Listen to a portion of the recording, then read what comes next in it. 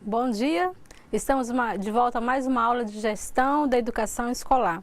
Estamos finalizando o nosso módulo, estamos aqui na unidade 5, nós vamos trabalhar hoje, após muitos debates, reflexões, após a análise que vocês fizeram aí do ambiente que vocês estão trabalhando. Então a gente vai trazer, aprofundar ainda mais a nossa reflexão. A gente está fazendo desde a primeira unidade até a unidade 5 que a gente está finalizando hoje, né? Nós vamos ter uma aula posterior, né, que é a aula de revisão, para a gente poder realizar a nossa avaliação.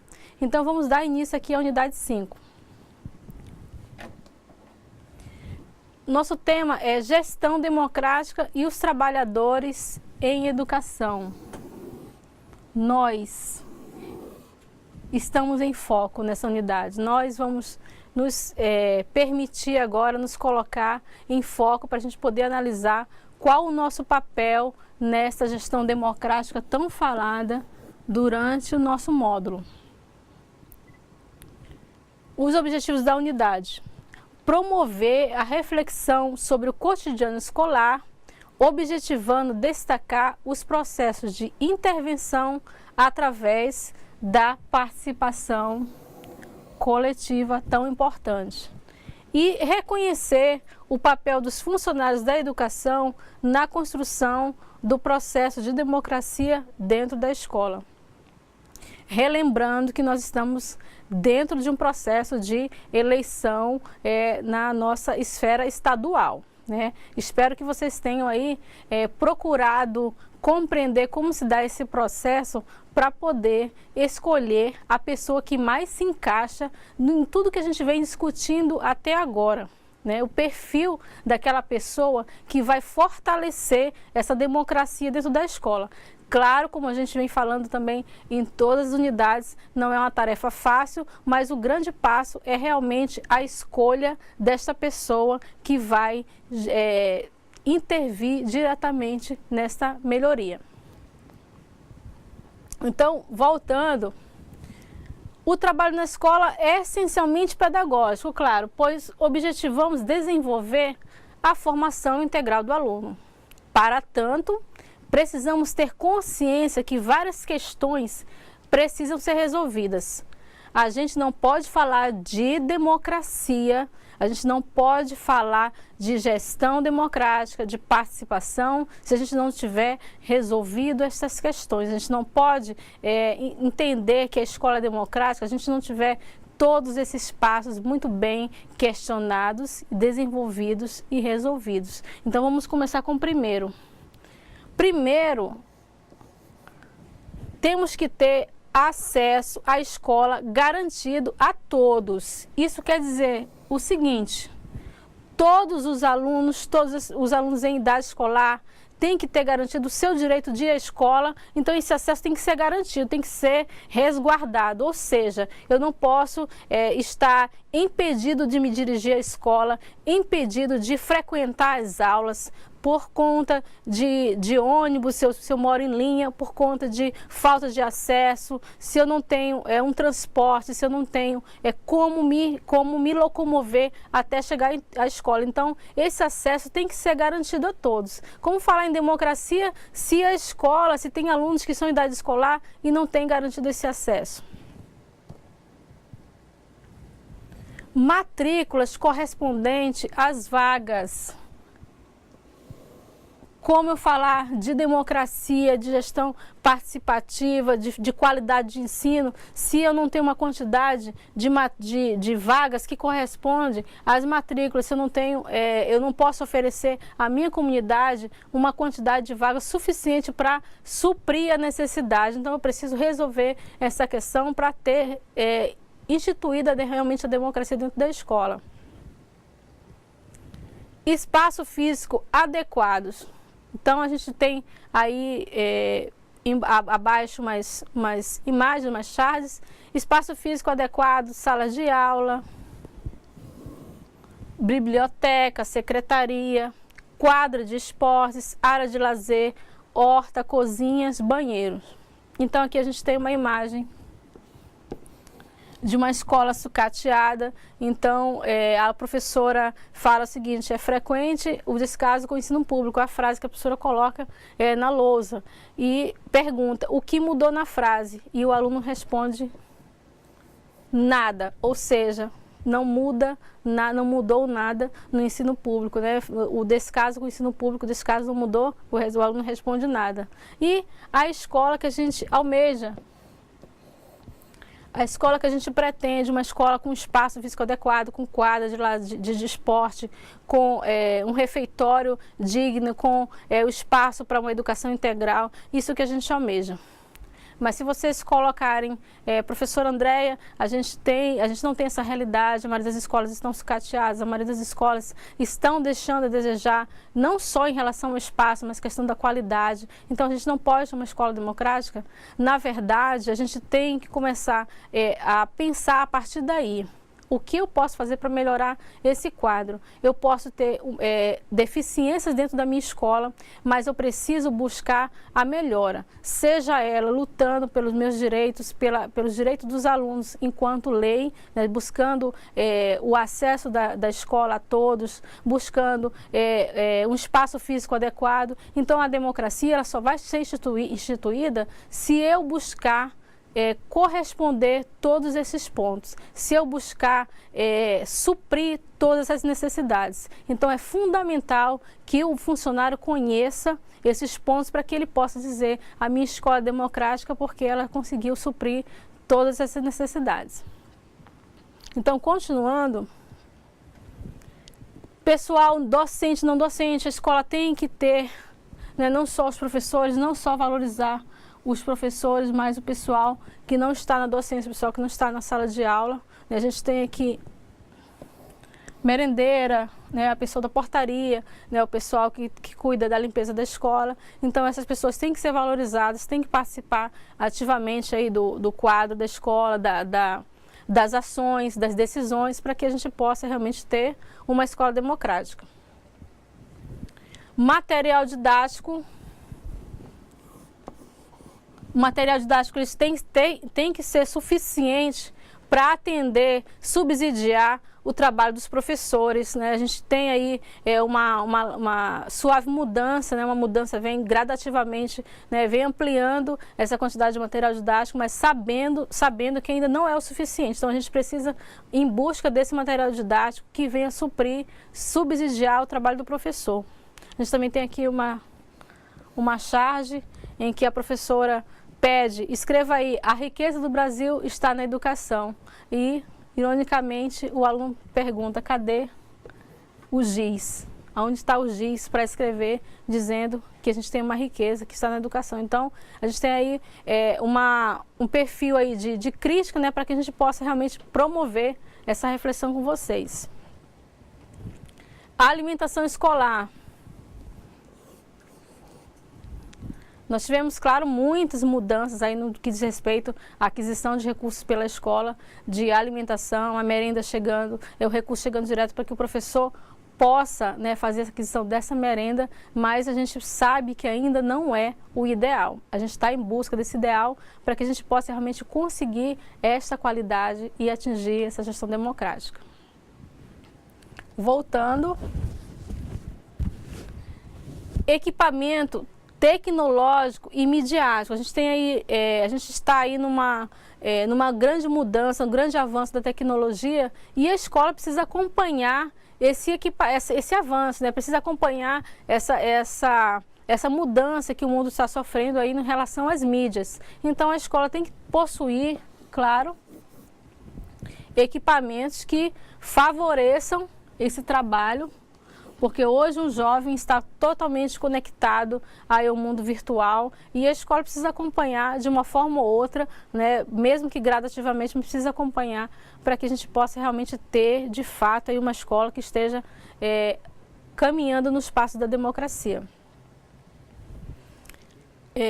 Trabalho e trabalhadores na escola, natureza e especificidades. A realidade do espaço escolar divide-se em docente e não docente.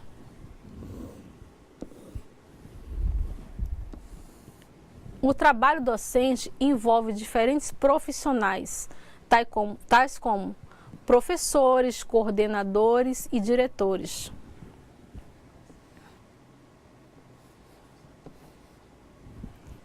E a gente sempre tem aquele grande problema dentro da escola. Quem é valorizado apenas, muitas vezes, é a equipe técnica e o professor. E as pessoas que não estão na docência são deixadas de lado. Então, a escola precisa entender que esses profissionais da não docência são fundamentais para que a gente possa desenvolver um trabalho de qualidade. Todos contribuem da sua forma com todo o processo, né? Então a gente precisa do porteiro, a gente precisa da pessoa que cuida da merenda, da pessoa que cuida da limpeza, a gente precisa da secretaria, a gente precisa de todas essas pessoas para que propicie um cotidiano realmente harmonioso. A gente não pode ficar sem nenhum desses profissionais dentro da escola. Então uma escola democrática, ela precisa valorizar todos, não só os docentes. Então a gente continua aqui colocando o seguinte: o trabalho não docente envolve servidores técnicos como merendeira, zelador, porteiro, auxiliar de limpezas e outros, o pessoal da secretaria, o pessoal da biblioteca, né, o pessoal que dá o suporte aí nas multimídias. Todas essas pessoas contribuem fundamentalmente para que a gente possa, como eu já falei, um cotidiano escolar que deixe o aluno estar a par, não só do que está acontecendo no mundo, mas do que está no cotidiano. Valorizar o trabalho desses profissionais é fundamental para que a gente possa aí ter um ambiente criativo, harmonioso e bem menos trabalhoso de como a gente não tivesse esses profissionais à nossa volta. É fundamental a compreensão de que o campo pedagógico se constitui enquanto trabalho não material, onde o trabalho e o produto não se separam e não se acumulam como fins de negociação, vejam bem, tal como acontece nas empresas. Então, o trabalho pedagógico é diferente. A gente tem aí um produto que é o resultado, que é a aprendizagem, que a gente não pode negociar como nas empresas, negócio com produto. Por trabalho não material, entende-se aquele que não se separa do ato da produção e não se subordina aos meios e às finalidades, constituindo-se enquanto meio e fim, num processo de permanente construção. E a gente sempre está construindo e reconstruindo, e ressignificação do conhecimento historicamente produzido.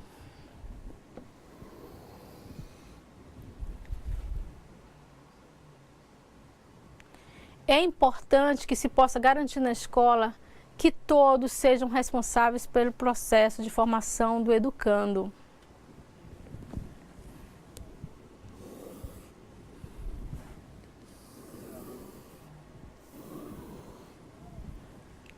Veja bem, quando a gente fala todos sejam responsáveis pela formação do educando, a gente tem uma historinha aí no módulo de vocês que deixa bem claro essa responsabilidade. A gente pode citar aqui diferentemente o trabalho da merendeira na questão da distribuição do lanche, da merenda dos alunos. Então, se o aluno ali está na fila para receber sua merenda e o outro quer furar a fila e a merendeira chama a atenção para que ele não realize, porque aquilo ali não é honesto, né? Ele tem que esperar a vez dele. Ela está realizando um trabalho educativo, ela está contribuindo para a formação desse aluno. Então, mesmo sem conhecer, às vezes sem ter, sem saber diretamente, ela está influenciando muito essa formação. Então é importante que todos saibam que você pode sim contribuir, mesmo não docente, mesmo não sendo da equipe técnica, você tem responsabilidade sobre essa formação.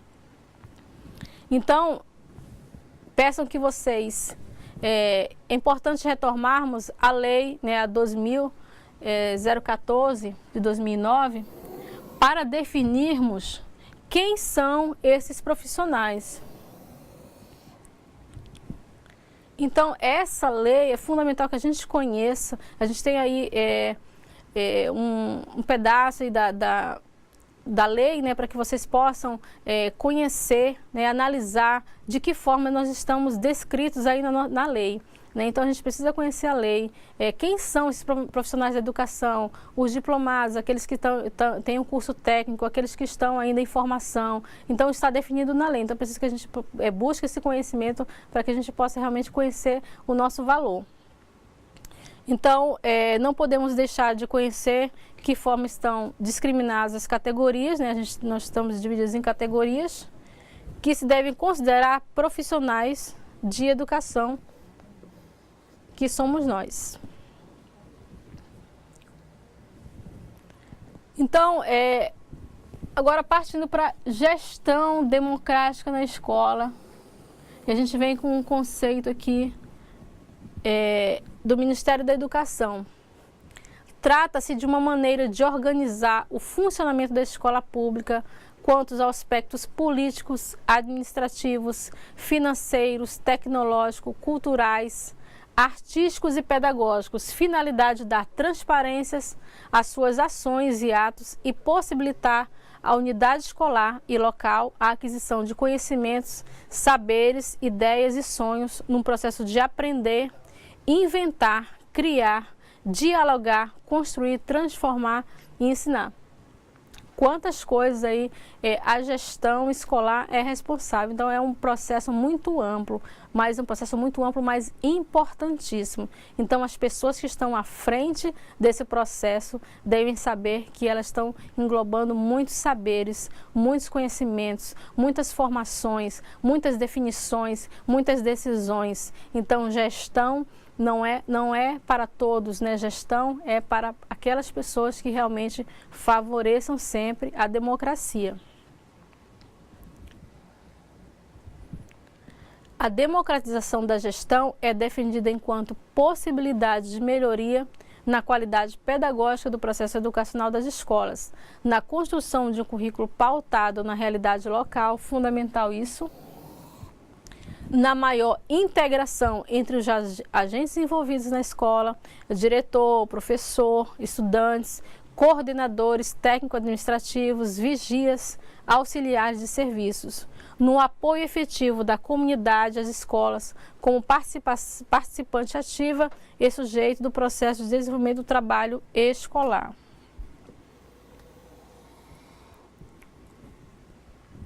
É bom que você registre no seu memorial quantas vezes você participou do conselho escolar, quantas foram as reuniões, de que forma foram essas reuniões, o que foi colocado, o que foi decidido, se o seu conselho da sua escola, ele é atuante ou não, se você conhece os membros. É importante que você faça esse registro, você faça essa reflexão, para que você possa analisar o seu ambiente. Né? A gente, como eu repito, a gente vem repetindo, estamos num processo importantíssimo para a melhoria da qualidade da nossa escola. Então a gente precisa aí entender como está funcionando esse processo para que a gente possa intervir da melhor forma. Né? Nós temos formas de intervenção, como já discutimos aqui, conselho escolar, reuniões, projeto político-pedagógico, mas é importante que você conheça como está caminhando esse processo na sua escola e registre no seu memorial para que a gente possa construir uma forma aí mais fácil de você analisar tudo que vem acontecendo. A gestão democrática implica um processo de participação coletiva. Sempre. Sua efetivação na escola pressupõe instâncias colegiadas de caráter deliberativos, bem como a implementação do processo de escolha de dirigentes escolares, né, a gente vem falando aqui, fundamental. A participação de todos os segmentos da comunidade escolar na construção do projeto político-pedagógico, acabei de falar. E na definição da aplicação dos recursos recebidos pela escola.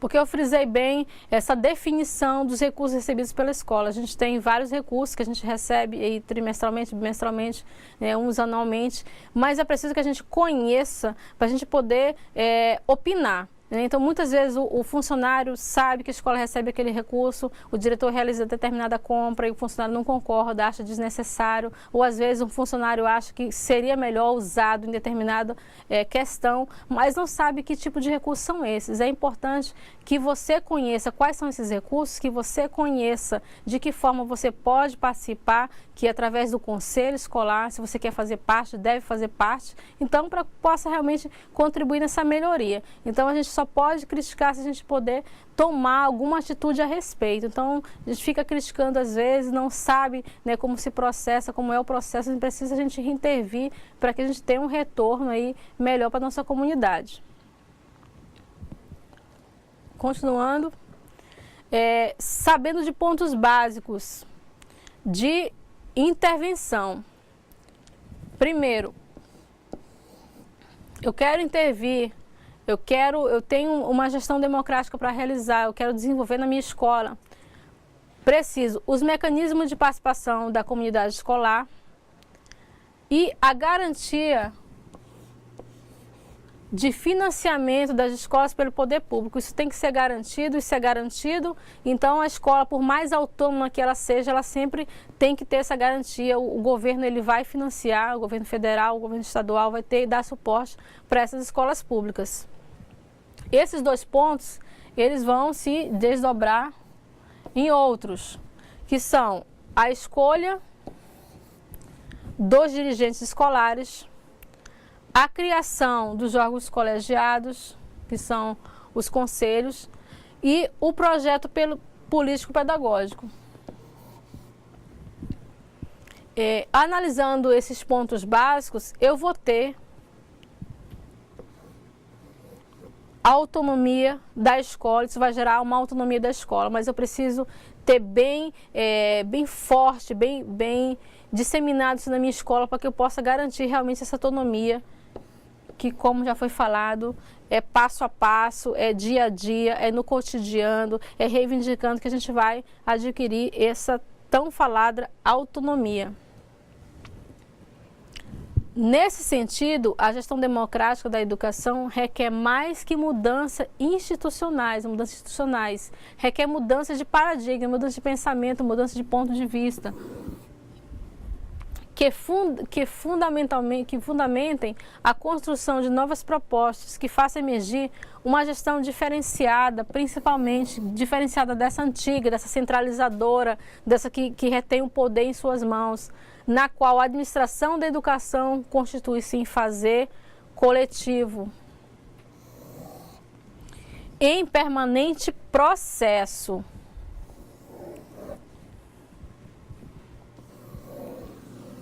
Não é do dia para a noite, a gente vai estar sempre renovando, sempre aprendendo, sempre construindo.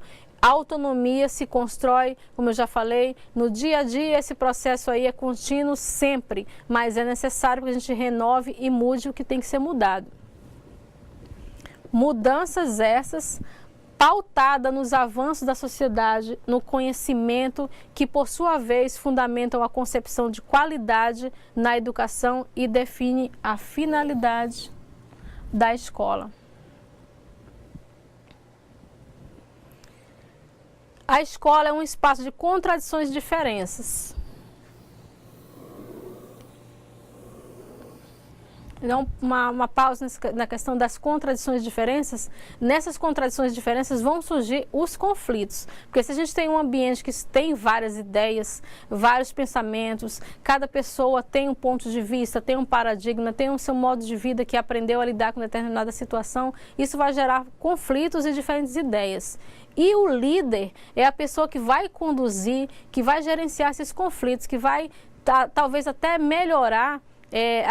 Esse conflito traga benefícios para a escola. Por quê? Porque cada um vai trazer uma ideia, a gente tem ali uma diversidade ali de opiniões, e isso vai gerar uma melhora, vai gerar um engrandecimento. Então a rotina pode ser, claro, melhorada com essas pessoas que tendem realmente, tem um conflito, mas tendem a contribuir com a escola. Então, continuando, nesse sentido, quando buscamos construir na escola um processo de participação, baseado em relações de cooperação, partilhamento de poder. Isso é muito difícil, partilhar poder, você dar ao outro esse poder para ele poder decidir também. Diálogo também é difícil às vezes, a gente sabe que tem muita escola que a conversa não é permitida, não é claramente permitida, então às vezes a pessoa tem medo até de se expressar. Respeito das diferenças, então um gestor que consegue entender que cada um tem a sua qualidade, né? Tem diferenças, tem defeitos, mas também tem qualidades. Então, isso é um respeito às diferenças. Liberdade de expressão, como eu já falei. Poder dizer o que pensa, poder se expressar sem medo de ser repreendido. Garantimos a vivência de processos democráticos a serem efetivados no cotidiano em busca da construção de projetos coletivos. A construção de uma escola em que a participação seja uma realidade, veja bem, a participação seja uma realidade, depende, portanto, da ação de todos, que se traduz em atos políticos com tomada de decisão.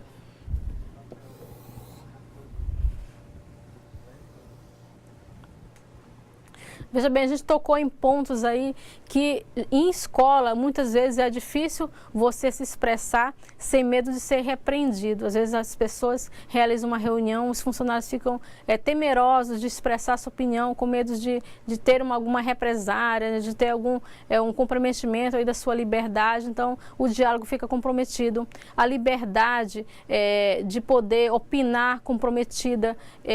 Os conflitos ficam gerados, por quê? Porque às vezes você, não podendo se expressar, você realiza comentários fora do ambiente que é propício a isso. Então a pessoa que está à frente da liderança que tem que saber conduzir. Então a gente tem que buscar tomar uma decisão. O que é tomar essa decisão? Eu fico na minha zona de conforto, sabendo que as coisas estão acontecendo de forma errada, que eu não estou gostando, que tudo que eu aprendi aqui no pró-funcionário, a minha escola não está de acordo, não está funcionando como deveria, a gestão democrática está longe de estar na minha escola. Eu fico na minha zona de conforto e tomo a decisão de ficar ali, ou eu tomo a decisão de participar, de reivindicar, de solicitar minha participação, ser repreendido, de ser entendido que eu estou querendo contribuir com a minha escola e não prejudicar. Então, não pode se realizar a democracia sem uma tomada de decisão. E isso é um ato político, mas é um ato político não político partidário, mas é um ato político na questão de tomar decisões e tomar atitudes que vão favorecer a sua escola. Então, a gente trouxe aqui uma mensagem aqui para nossa reflexão de Paulo Freire, nosso grande educador, que diz o seguinte: é preciso diminuir a distância entre o que se diz e o que se faz, até que num dado momento a tua fala seja a tua prática. Então, a gente vai ter realmente aí uma diminuição da distância aí prática e fala. A gente precisa ter atitude, a gente precisa tomar essa decisão, a gente precisa mudar a nossa situação, seja ela na vida, seja ela no trabalho, seja ela no nosso grupo que estamos. A gente precisa entender que depende de nós uma mudança. A gente vai começar e a gente vai ter envoltos ali muitas pessoas que também estão a favor dessa mudança. É preciso a gente tomar essa decisão. Então, essa disciplina propõe reflexão, propõe tomadas de decisão, propõe mudanças dentro do cotidiano escolar, propõe uma gestão democrática, propõe uma escolha de dirigentes mais que favoreçam a participação, propõe uma elaboração de novos conceitos, de novos paradigmas. A gente está aqui para mudar o nosso ambiente escolar, para promover essa qualidade. Então, deixo aqui um grande abraço a todos, até a nossa aula de revisão, para a gente poder realizar uma avaliação com qualidade, e espero que vocês tenham gostado da disciplina, e estamos aqui para tirar ainda dúvidas aí futuramente, e que estamos aqui no chat para também ter a correção das atividades e retornar. Um grande abraço a todos, até a próxima aula.